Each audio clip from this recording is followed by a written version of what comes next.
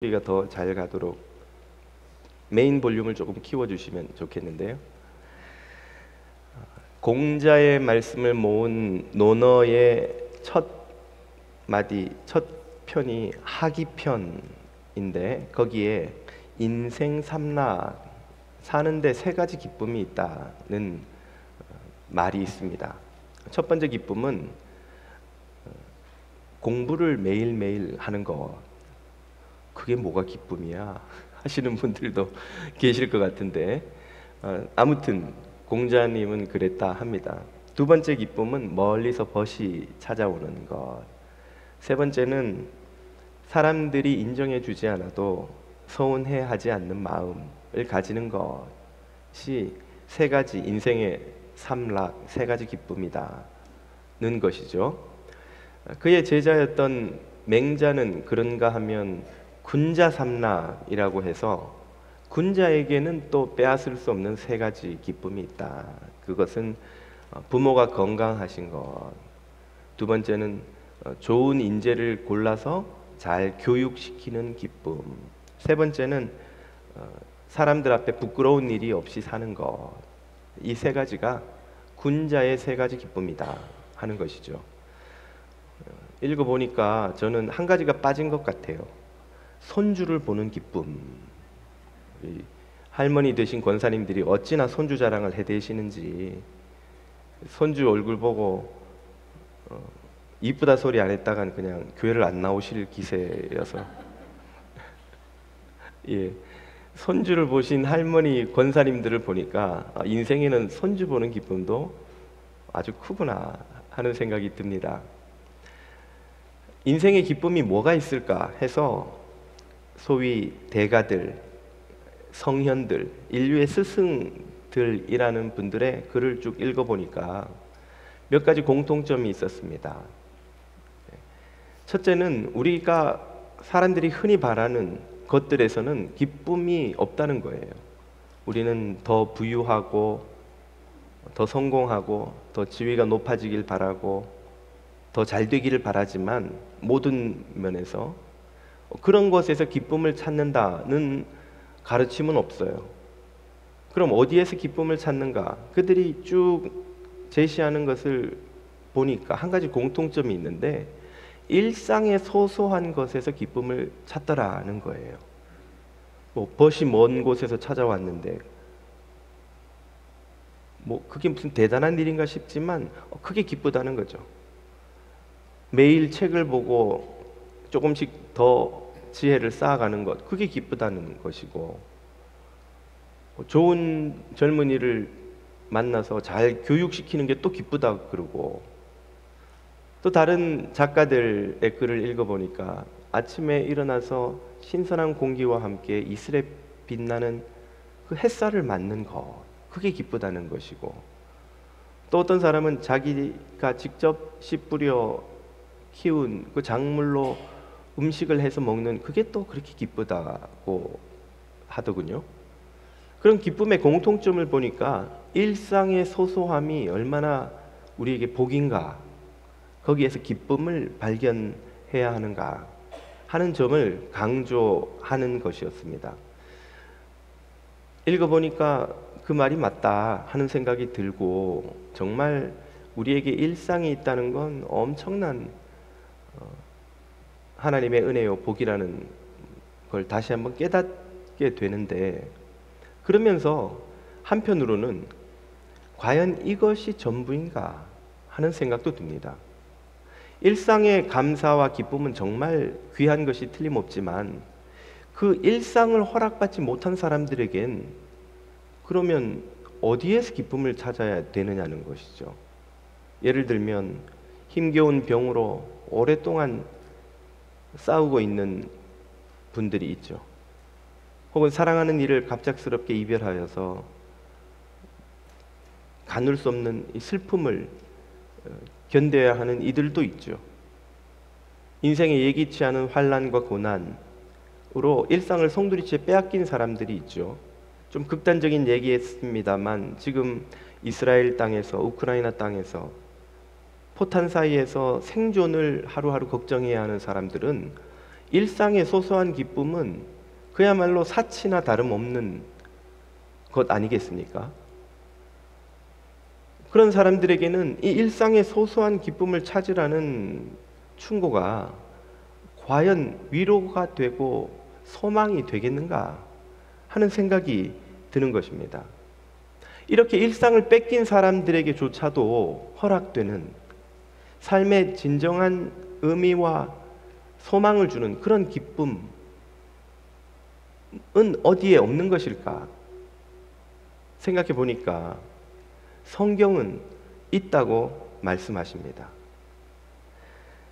일상의 기쁨을 넘어서는 압도적인 기쁨이 있는데 그 기쁨이 무엇인지, 그 기쁨이 어디에서 나오는지, 그 기쁨은 과연 우리 삶의 의미와 목적이 될 수 있는지 오늘 본문이 우리에게 가르쳐 주십니다. 우리가 읽은 요한복음 16장 중반부는 지난주 본문에 이어서 여전히 예수님의 십자가를 지시기 전날 밤 가지셨던 최후의 만찬석상에서 하신 고별 설교의 한 대목입니다. 예수님은 설교 중에 출산의 비유를 드시면서 제자들이 맞닥뜨릴 고난과 그 고난을 이길 힘이 어디에서 나오는지를 이렇게 가르쳐 주십니다. 21절, 여자가 해산하면 그때가 이르렀으므로 근심하나. 이 표현은 제자들이 맞닥뜨릴 고난을 의미하죠. 아마 대부분의 여자들이 인생에서 육체로 겪는 가장 큰 고통은 이 해산의 고통이 아닐까 싶습니다. 그래서 다가오면 두렵죠. 요즘에야 의료시설 기술이 좋아져서 출산이 그렇게 위험하지는 않습니다만 아시다시피 한 세기 전만 해도 출산하다가 목숨을 잃는 여자들도 있었을 정도로 사실 출산은 굉장한 위험이 따르는 모험이었죠. 근심이 없을 수가 없죠. 그러나 아기를 품에 낳아 안으면 그 순간부터 세상에 사람 난 생명이 주는 기쁨으로 말미암아 그 출산 과정에서 있었던 고통은 다시 기억하지 않게 된다는 말씀이죠. 이 비유처럼 인생의 고통, 고난, 괴로움이 적지 않지만 그것을 압도적인 기쁨이 있게 만들고도 남는 그런 기쁨이 성도에게는 있다는 겁니다. 그 기쁨이 도대체 어디에서, 정확히 어디에서 오는가? 20절이 이렇게 가르쳐 주십니다. 내가 진실로 너희에게 두 번 강조하여 이르노니 너희는, 이제 예수님이 다음날 아침에 지실 십자가를 가리킵니다. 너희는 그 일을 겪음으로 곡하고 애통하겠으나 나를 못 박은 세상은 기뻐할 것이다. 그때에 너희는 근심하지 않을 수 없지만 그 근심이 도리어 기쁨으로 바뀌는 사건이 곧 다가올 것이다 는 약속이죠. 그 사건이 뭡니까? 22절에서 이렇게 가르치십니다. 지금은 너희가 근심하지만 내가 부활하여 너희를 다시 보리니 그때에는 너희 마음이 기쁠 것이요 너희 기쁨을 빼앗을 자가 없으리라. 아멘. 성도가 고난을 거뜬히 이기는 기쁨은 부활의 주님이 주십니다. 그리고 그 주님이 주신 기쁨은 세상이 빼앗을 수 없는 기쁨이죠. 예수님의 부활이 왜 성도에게 그토록 큰 압도적인 기쁨이 될까요? 예수님이 죽음에서 살아나신 것 자체로도 제자들에게는 엄청난 기쁨일 수밖에 없지만 거기서 더 나아가 예수님의 부활은 당신이 지금까지 제자들에게 하신 모든 약속과 가르침이 모두 진리임을 증명했기 때문입니다. 예수님께서 무엇이라 제자들에게 가르쳐 주셨던가요? 당신이 하나님의 아들이라고 하셨는데 그게 사실이라는 게 증명된 거예요. 당신이 세상을 죄와 죽음에서 구원해 주시리라고 약속하셨는데 그 약속이 사실임을 예수님의 부활이 증명해 준 거예요. 제자들이 예수님처럼 부활의 새 몸을 입고 새 하늘과 새 땅에 영원한 삶을 약속받았다고 예수님이 가르치셨는데 그 모든 약속이 사실임이 증명된 것이죠. 예수님께서 나사로를 살리실 때 하셨던 말씀이 정확히 진리이고 실제 그대로 이루어질 것임을 제자들이 확신하게 된 겁니다. 뭐라고 하셨던가요?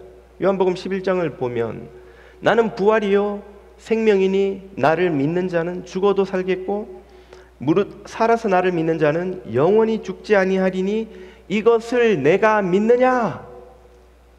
여러분, 이 약속을 믿으십니까? 그 당시에 제자들이 이 질문을 받았을 땐 한편으로는 믿으면서 한편으로는 또 안 믿기는 거예요. 반신반의. 그러다가 나사로가 살아나는 것을 보고 정말 주님의 이 놀라운 약속이 진리일 수 있겠는데 하는 마음을 품었다가 예수님이 십자가에 달리시는 걸 보고 그 모든 소망이 또 깡그리 물거품처럼 사라져버린 거예요. 이런 약속을 하신 분이 이렇게 무기력하게 잡혀 죽으시다니 어떻게 된 일이야? 그분이 하신 약속은 다 헛것이란 말인가? 그들이 낙심하고 절망하고 있을 때 주님이 부활하심으로 당신이 하신 모든 약속이 거짓이 아니라 진리임을 제자들의 눈앞에서 증명해 주신 거죠. 이제 제자들에게는 예수님처럼 자신들도 부활하리라는 소망, 자신들이 사랑하는 모든 이들이 이 부활의 약속을 받으리라는 소망을 품게 된 거예요. 주 예수를 믿으라 그리하면 너와 내 집이 구원을 얻으리니 하신 약속이 자신과 자신의 가족에게서 다 이루어지리라는 확신을 갖게 된 거예요. 바로 이것이 제자들에게 압도적인 기쁨, 빼앗을 수 없는 기쁨을 준 것입니다. 빼앗을 수 없는 기쁨이란 말은 무슨 뜻입니까? 그 기쁨이 너무 커서 이 세상의 고난이나 유혹이 그것을 앗아갈 수 없다는 거예요. 반면에 작은 기쁨은 쉽게 빼앗깁니다. 여러분이 식당을 갔는데 음식이 정말 맛있어요. 그러면 마음에 기쁨이 생기죠. 아니 이렇게 맛있는 식당을 내가 왜 몰랐던가, 이제야 왜 왔던가, 이 식당 친구들한테도 알려줘야지, 누구랑 같이 와서 먹어야지. 그리고 즐겁게 먹다가 웨이터에게 물 좀 주세요 그랬는데 웨이터가 오더니 물을 휙 던지듯이 가는 거예요. 바쁜데 좀 자기가 갖다 먹지. 짜증을 내면서 가는 거예요. 그 순간 여러분의 마음이 어떻게 됩니까? 그만 불쾌해지죠. 짜증이 나요. 좀 전에 맛있는 음식이 주었던 기쁨은 어디로 가요? 온데간데 없어져요. 좀 전엔 분명히 기뻤는데 왜 갑자기 짜증이 나고 속이 상합니까? 그 기쁨은 큰 기쁨이 아닌 거예요. 작은 기쁨이에요. 쉽게 빼앗아 갈 수 있는 기쁨이에요. 그러니까 작은 불쾌한 일에도 그만 기쁨이 사라져 버리는 거죠. 우리가 인생에서 찾는 이런저런 소소한 기쁨, 또 뭔가를 이루어서 얻는 많은 기쁨들이 이렇게 쉽게 빼앗기는 기쁨입니다. 그러나 압도적으로 기쁨이 크면 그것을 빼앗기가 쉽지가 않죠. 다시 한번 기분 좋은 상상을 해보자고요. 여러분이 1천억 불짜리 로또에 당첨됐어요. 사지도 않은 로또에. 다 안 사셨죠? 그렇지만 당첨이 된 거예요. 아무튼 그 1천억 불을 찾으러 은행에 가는데 폴리스에게 잡혀서 100불짜리 티켓을 띄는 거예요. 여러분 기쁨이 사라집니까? 그것 때문에 불쾌해서 그만 은행 가기 싫어질까요? 아니요. 무슨 소리예요? 100불이 뭡니까? 지갑이 있는 대로 다 빼서 폴리스 손에 쥐어주면서 오피스를 수고한다고 오늘 나이스 데이 되라고, 나는 뭐 더 뛸 거 있으면 떼라고, 괜찮다고. 그리고 떼고도 여러분은 기쁜 마음으로 1천억 불을 찾으러 은행으로 달려가지 않겠어요? 1천억 불짜리 기쁨을 100불짜리 티켓이 빼앗을 수 없는 거예요. 왜? 너무나 큰 기쁨이니까. 여러분 그러면 한 번 더 여쭙지요. 1천억 불 로또 맞는 것과 부활의 약속 받는 것 중에 어느 것이 큰 기쁨입니까? 지금 순간 눈빛이 흔들리는 분들은 뭡니까? 2부 때는 한 교인이 둘 다요 그러시던데, 하긴 둘 다 맞죠. 둘 다 맞지만 1천억 불 로또 맞아봐야 그거 우리 죽을 때까지 다 쓰지도 못해요. 그리고 남은 걸로 자식들 원수되고 서로 자칫 잘못하면 인생 완전히 끝납니다. 여러분 1천억 불 딱 되는 순간 저기 저 콜로라도나 어디 저 와이오밍 어디로 혼자 이사 가야 돼요. 한인들 없는 데로. 여기 남아 계시면 매일 전화통 불나고 여러분 집 앞에 난리 나고 여러분 투자하라 빌려달라 뭐 사기 치려고 온갖 사람들 다 여러분 앞에 문전성시를 이룰 거예요. 그러면 형제 자매 친척하고도 관계 다 끊어집니다. 정말 오늘 구역에서 같이 밥 먹고 막 이러던 분들하고 다시는 얼굴 못 봐요. 진짜입니다. 많은 로또 맞은 사람들의 인생이 그렇게 바뀌어버려요. 그게 과연 복인지. 근데 그것만 해도 우리는 뭐 어쩔 줄을 모르겠다 싶은데 나와 내 집이 영원한 부활의 소망 얻었다면 이보다 더 큰 기쁨이 있습니까? 이것을 대체할 수 있는 기쁨이 있나요? 이 기쁨은 압도적으로 크기 때문에 도무지 빼앗을 수 있는 고난이 없는 거예요. 그걸 그 부활의 주님을 만나 압도적인 기쁨을 누린 성도들이 보여주는 책이 사도행전이에요. 16장을 보면 바울과 실라가 2차 전도 여행 때 빌립보에서 전도하다가 그들 때문에 이익을 빼앗겼다 생각하는 점집 사장들이 고소를 해가지고 억울하게 잡혀가서 누명을 쓰고 고초를 당하고 많은 매질을 당하고 지하 감옥에 족쇄로 갇혀 던져졌다 그랬어요. 여러분 말이 많은 매질이지 누가 여러분 일터에서 여러분한테 욕하면서 뒤통수만 한 대 때려도 죽을 때까지 그 사람 잊을 수 있습니까? 없습니까? 못 잊을 거예요. 많은 매질을 당했다. 온몸이 피투성이가 되고 멍이 들고 찢기고 욕을 먹고 지하 감옥. 뭐 지금 이 그림에는 무슨 번듯하게 사각형 감옥이 있는 것처럼 보이지만 그 당시 지하 감옥이라는 건 그냥 땅 밑에 있는 굴에다가 던져 넣었다 그 뜻이에요. 거기 히팅이 있어요, 쿨링이 있어요, 조명이 있어요, 화장실이 있어요. 발에 족쇄를 차고 저렇게 앉아 있으면 화장실을 급할 때 간수들이 와서 죄수님 화장실 다녀오세요 하고 풀어주겠어요? 그냥 저 앉은 자세로 모든 생리 현상을 다 해결하면서 저기서 쥐떼와 벌레들하고 사이에서 그 악취나는 구덩이에서 불결한 곳에서 사는 거예요.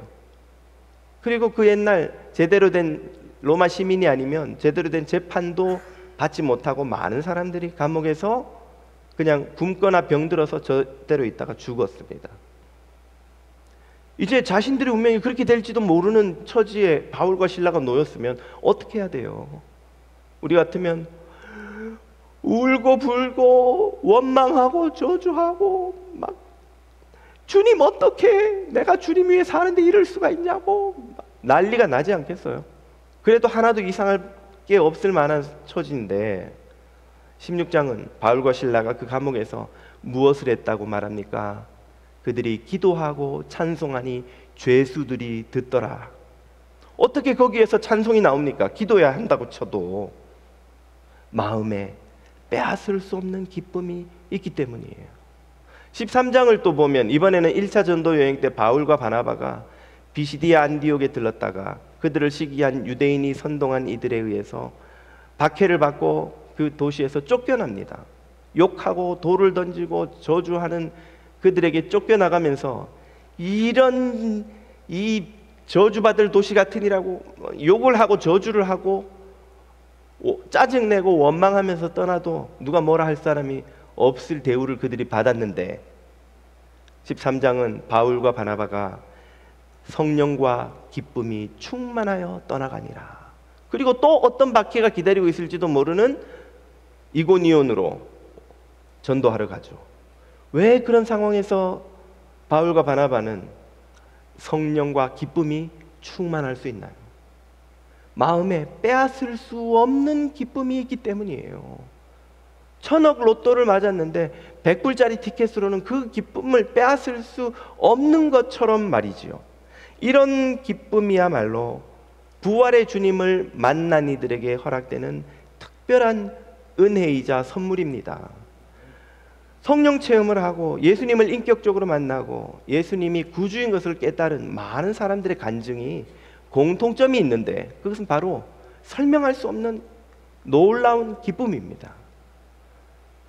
기도하다가 말씀을 깨닫고 주님이 그리스도인 것을 깨닫고 마음이 너무나 기쁜 나머지 막 밖으로 나가 그것을 외치고 싶은데 지나가는 처음 보는 사람들이 다 오랜만에 보는 아버님, 어머님, 친척, 누이처럼 얼마나 반갑고 이쁜지 처음 보는 사람이 처음 보는 사람을 손잡고 이야기를 하고 싶다는 거예요. 막 너무 좋아가지고 마음이 너무 기뻐서.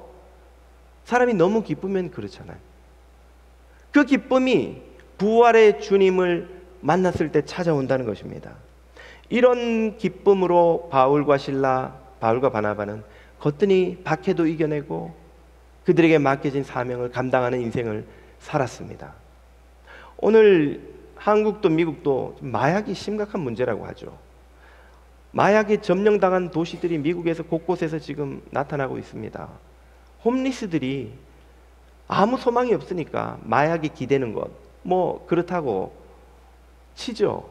하지만 부유한 사람도 얼마나 마약에 많이 지금 중독되어 있는지 모른다는 거예요. 멀쩡한 사람, 남부러울 것 없는 사람들이 마약에 중독되어서 병 들어가는, 지금 어떤 이들은 청나라 말기에 아편전쟁을 치렀던 중국과 같은 꼴이 되지 않겠느냐고 걱정할 정도로 마약 문제가 미국에서도 심각하고 요즘은 한국도 자유롭지 못하대요.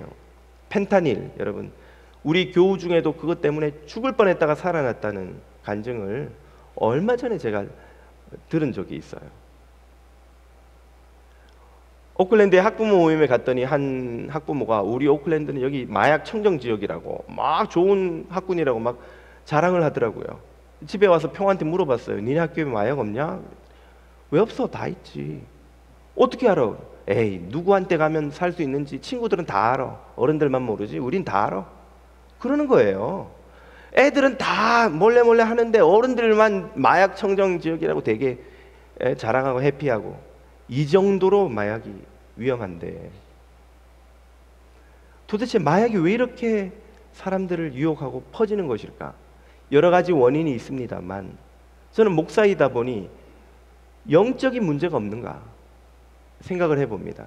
제가 판단키로는 사람들이 기쁨이 없어서 마약의 유혹에 넘어가는 게 아닌가 생각해요. 왜? 마약은 우리에게 유사 기쁨을 주거든요. 유사 위로, 유사 평안을 줍니다. 마약은 이유가 없이 호르몬을 조절해서 우리에게 평안함, 기쁨을 주지만 그 결과는 더 큰 부작용으로 우리를 죽음으로 몰고 가죠. 왜 거기 빠지는가? 진짜 기쁨을 모르기 때문에 그런 거예요. 진짜 복을 모르기 때문에 그런 거예요. 여러분, 아이폰 15이 요즘 뭐 한 1,000불 뭐 한다고 하더군요. 애플 스토어가 눈앞에 있는데 그 옆에서 짝퉁 아이폰을 1,000불 주고 사라면 누가 사겠어요? 바보가 아닌 다음에야 정품 제대로 된 걸 사지, 제대로 워킹도 안 하는 이거 하다가 자꾸 버그 나고 꺼지고. 짝퉁 아이폰 요즘도 있는지 모르겠지만 전에 많이 있었습니다. 예. 그 짝퉁 아이폰을 누가 사겠냐고요. 정품이 있는 걸 아는 멀쩡한 사람이라면. 참 기쁨을 알면 유사품에 속지 않을 텐데 참 기쁨을 모르니까 유사품의 유혹에 자꾸만 넘어가는 거예요. 아, 외롭고 우울하고 짜증나고 스트레스 받고 살기 싫고 괴롭고, 이거 하면 너 기분 좋아져, 이거 하면 너 스트레스 다 사라져, 이거 하면 살도 빠진다, 이거 하면 만사 다 해결돼. 그런 유혹에 넘어가는 이유는 참 기쁨을 모르기 때문이죠. 참 기쁨을 아는 이는 그런데 넘어갈 이유가 없습니다. 세상이 빼앗을 수 없는 압도적인 기쁨, 참 기쁨은 부활의 주님이 우리에게 주십니다. 부활의 주님이 주시는 세상이 빼앗을 수 없는 이 기쁨이 여러분의 삶에 충만하시길 축복합니다. 이렇게 참 기쁨으로 살아가는 성도들은 하나님에게도 엄청난 기쁨이에요. 여러분, 자녀들이 학교 갔다 와서 엄마 아빠 오늘 학교 재밌었어요, 오늘 운동도 재밌었어요, 오늘 공부도 좋았어요, 이런 아이가 좋으세요? 학교를 왜 가나? 운동은 왜 하나? 밥맛도 없고 사는 게 뭔지 모르겠어 엄마. 이런 아이가 이러면 여러분 부모된 마음이 어떻겠어요? 얘 어른이야. 얘가 지금 왜 이렇게 염세주의자가 됐을까? 기쁨을 모르는 아이를 보며 기뻐하는 부모가 어디 있습니까?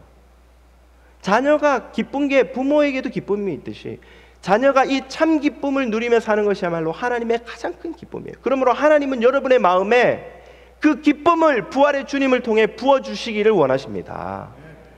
그러나 반면 그 기쁨으로 사는 걸 눈뜨고 못 보는 존재도 있어요. 누구입니까? 바로 하나님의 원수 마귀입니다. 마귀는 참 성도가 참 기쁨으로 사는 꼴을 못 보기 때문에 그걸 빼앗으려고 온갖 고난과 유혹을 다 동원해서 성도들을 흔들죠. 제가 전에도 소개시켜 드렸던 C.S. 루이스의 스크루테이프의 편지를 보면 고참 마귀인 스크루테이프가 신참인 워무드를 교육시키는 장면이 나옵니다. 거기서 고참 마귀가 이렇게 스크루테이프가 가르쳐요. 신실하게 신앙생활을 한다고 믿는 종교인은 절대로 건드리지 마라. 그들은 가만히 두어도 저절로 우리 아버지 마귀의 길에 멸망의 길로 멸망할 것이다. 괜히 고난으로 건드렸다가 회개할 기회라도 주면 큰일 나니까 절대 건들지 마라. 그거 가르쳐요.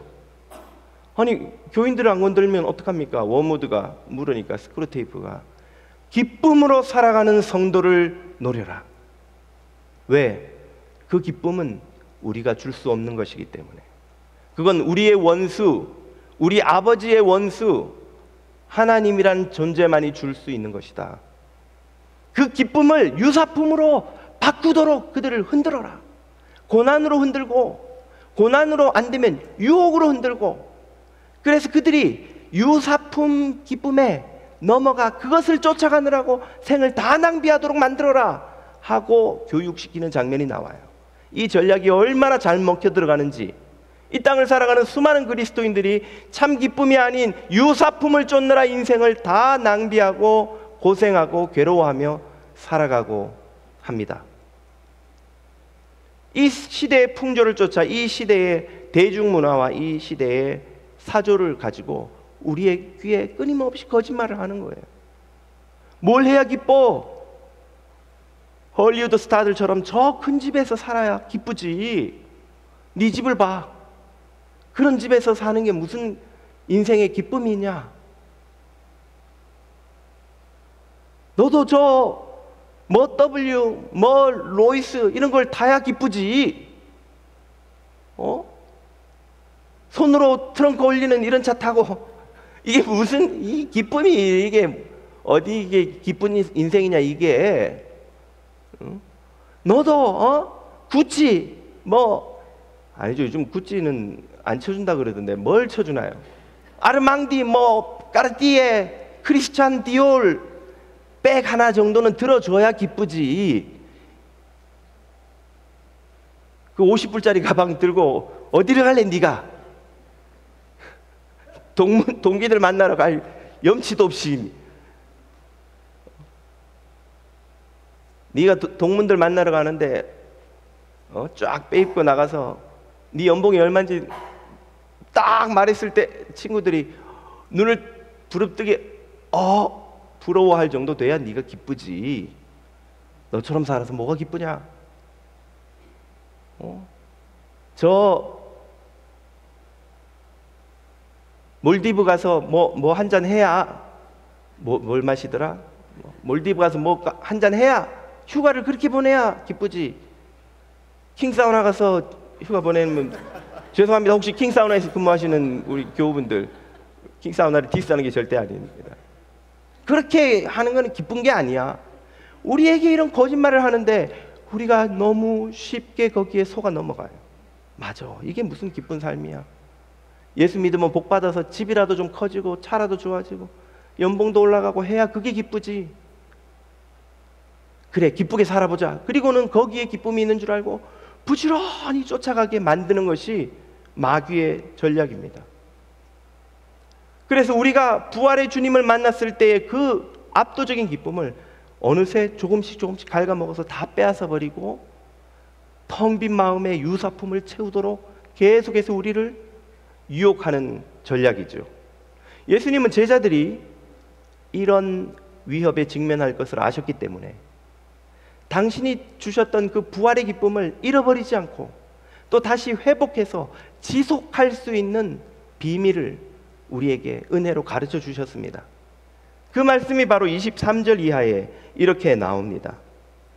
전반부, 그날에는, 이 말은 내가 부활하여 승천한 후에는, 그래서 내가 너희 곁에 없는 그 순간에는 너희가 아무것도 내게 묻지도 구하지도 아니하리라. 이 말은 다른 번역본에서는 구하지 아니하리라 이렇게 나옵니다. 그때는 너희가 내게, 지금 12제자들이 예수님 앞에서 언제나 함께 지내며 늘 궁금한 걸 묻고 듣고 늘 필요한 걸 구하고 도움받고 주님의 능력으로 심지어 죽은 사람까지 살리는 기적을 체험하죠. 그러나 그날이 되면 너희가 내게 물을 수도 없고 구할 수도 없을 거야. 왜? 내가 너희 곁에 육체로 더 이상 있지 않을 것이기 때문에 하는 말씀이죠. 그러나 이것이 제자들에게 불행일 것 같지만 예수님은 오히려 그것이 복이 된다고 하셨습니다. 이 말씀의 의미가 쉽게 말하면 지금 내 앞에서 이 나와 교제하며 무엇이든 묻고 구하여 응답받는 이 복을 12제자들 너희들만 지금은 누리고 있지만 그때가 되면 이 복을 모든 이 땅에 있는 성도들이, 모든 시대의 성도들이 다 누릴 것이기 때문입니다. 이게 무슨 말일까요? 예수님이 이 땅에 계셨을 때 방금 말씀드린 이런 복은, 예수님과 교제하며 묻고 구하여 응답받는 복은 12제자를 비롯한 극소수의 제자들만 누린 복이에요. 다른 많은 사람들은 예수님을 만나기를 원하고 그분에게 묻고 배우고 구하고 응답받기를 원했지만 엄청나게 치열한 경쟁을 뚫고 천신만고 끝에 몇몇 사람만 그 복을 누렸습니다. 그 예가 복음서에 굉장히 많이 나와요. 몇 가지 예를 들어보면 마가복음 2장을 보면 예수님이 한 집에 들어갔을 때 너무 많은 인파가 몰려서 문 앞에도 길이 안 생겨요. 문 앞까지 꽉 차서.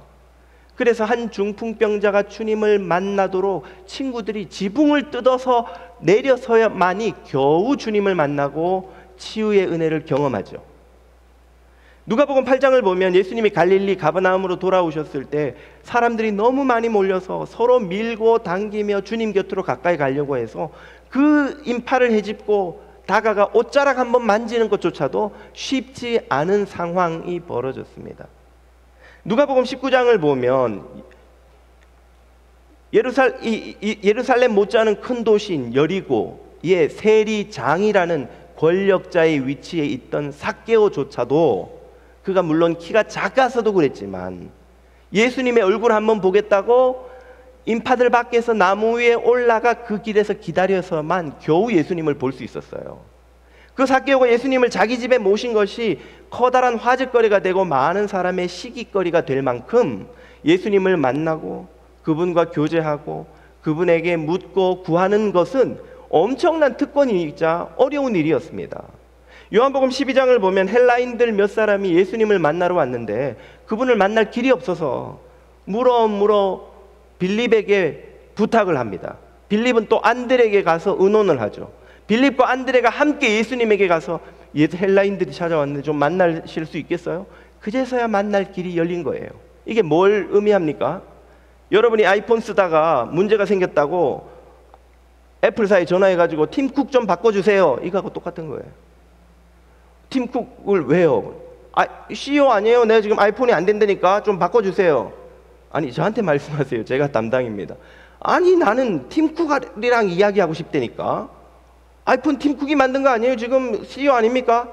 예, 그렇지만 팀쿡이랑 만나실 수는 없습니다. 그럼 슈퍼바이저라도 바꿔보세요.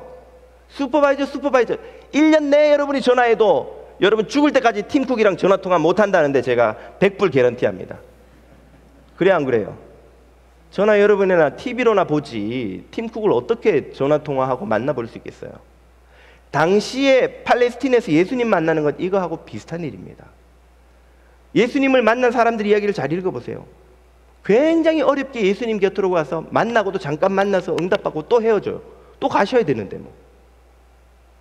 자기 말고도 기다리는 사람이 너무 많아서 예수님하고 시간을 잠시도 더 못 보내요.